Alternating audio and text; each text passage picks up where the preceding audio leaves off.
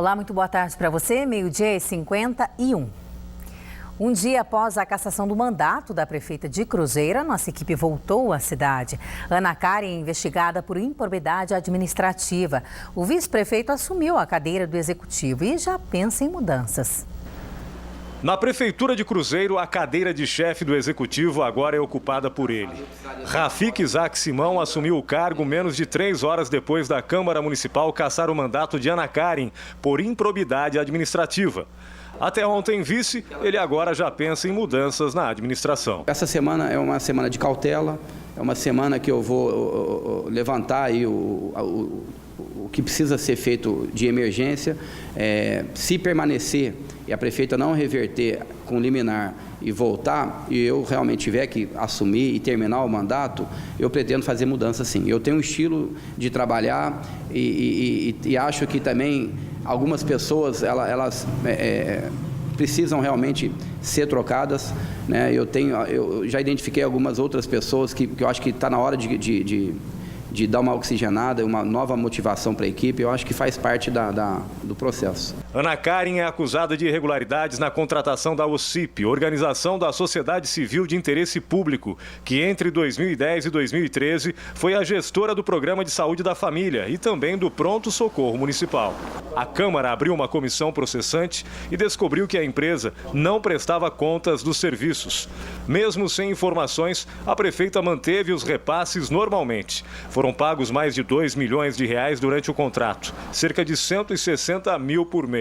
Durante 3 meses de investigação, o processo acumulou mais de 2.500 páginas com provas testemunhais e materiais, inclusive de superfaturamento em olerites. Um deles seria este, no valor de R$ 37.500 por 2.000 horas trabalhadas. O próprio médico que foi titular daquele olerite afirmou taxativamente por meio de depoimento na comissão que havia recebido R$3 mil apenas. Então nós tivemos provas documentais, provas testemunhais. Tivemos também nesse sentido prova testemunhal documental de que a chefe do Poder Executivo Municipal, a prefeita Ana Karen, tinha conhecimento dos fatos, uma vez que foi cientificada por diversas vezes da irregularidade na prestação de contas da OCIP e mesmo assim mandou dar continuidade ao pagamento da mesma. Eram necessários 7 votos para cassar a prefeita, mas todos os 10 vereadores, incluindo os da base governista, se posicionaram a favor da cassação. Ana Karen estava em seu 2º mandato. Ela foi reeleita em outubro de 2012 com 56% dos votos válidos. A prefeita cassada nega as irregularidades, afirma que a decisão dos vereadores foi política e diz que vai tentar recuperar o cargo na justiça. E a polícia estourou ontem à tarde o que seria um quartel-general de uma quadrilha especializada em caixas eletrônicos, em explosões a caixas eletrônicos.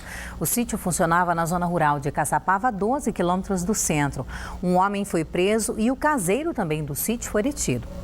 O suspeito liderava o bando acusado de tentar explodir caixas eletrônicos na cidade de Itamonte, em Minas Gerais, em fevereiro último.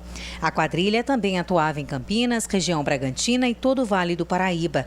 Entre os ataques, o roubo à sede da Embraer em São José dos Campos no fim do ano passado. Segundo a polícia, o endereço servia de base para os criminosos por ter uma localização estratégica e não levantar suspeita. Marcelo foi detido, a gente fez uma seguida com ele de Itacoaxetuba até a região de Caçapava. Aí ele foi detido e levou nós no sítio dele. Esse sítio era um sítio onde a quadrilha usava como se fosse um quartel-general. Eles se reuniam ali, faziam partilha de dinheiro e faziam a saída, antes de algumas ações, saíam ali que eles se distribuíam armamento e saíam para as cenas. No local, policiais apreenderam ainda 32 bisnagas de explosivos, um cordel detonante, 221 munições calibre 12, 87 cartuchos 9mm, além de um fuzil, espingarda e uma carabina modificada para receber munição. Também foram encontradas no local coletes, munições de diversos calibres e máscaras antigás. A ação de Itamonte, no sul de Minas, foi frustrada pela polícia. 8 suspeitos e um inocente foram mortos no tiroteio, que contou com quase 200 policiais. 2 assaltantes que conseguiram fugir do local do crime fizeram um empresário refém e fugiram para o Vale do Paraíba. A polícia foi informada pela própria vítima e fez um cerco à dupla. houve confronto em São José dos Campos. Após uma perseguição e um novo tiroteio, um criminoso morreu e um policial militar ficou ferido.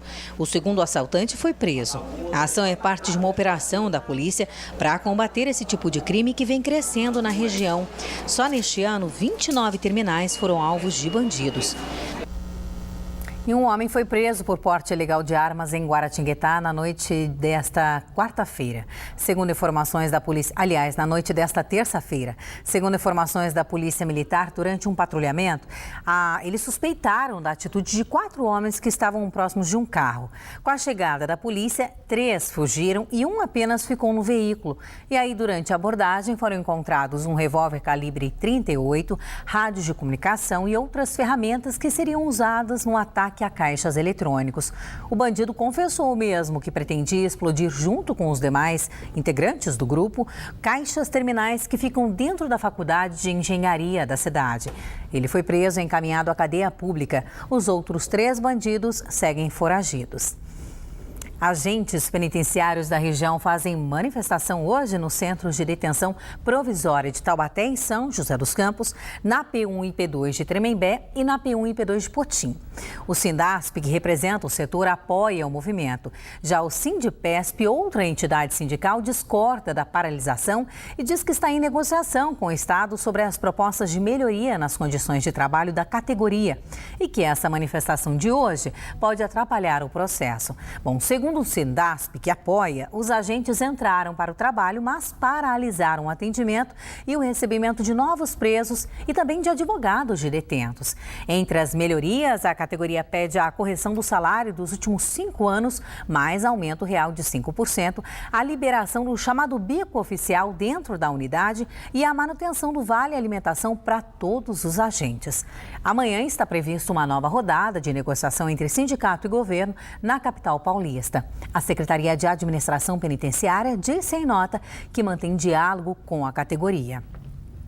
E olha só que fatalidade, um ônibus que trabalha no transporte coletivo de São José dos Campos se envolveu na madrugada de hoje, quase 6 horas da manhã, em um acidente gravíssimo, isso no Campo dos Alemães, zona sul da cidade. Segundo a Polícia Civil, uma moto bateu no ônibus no momento em que o veículo fazia a curva. O condutor da moto morreu na hora e na garupa havia uma mulher grávida de 3 meses. Ela foi levada ao hospital municipal, passou por uma cirurgia ortopédica e felizmente passa bem. Só que o caso foi registrado no 3º DP e o corpo da vítima da moto ainda segue no IML. A seguir aqui no Band Cidade, vamos falar novamente de dengue em Taubaté. E tem ainda um caso de agressão a um flanelinha em Tremembé. Os suspeitos do crime são militares do CAVEX de Taubaté. Mas saiba o porquê disso já já, 12h59.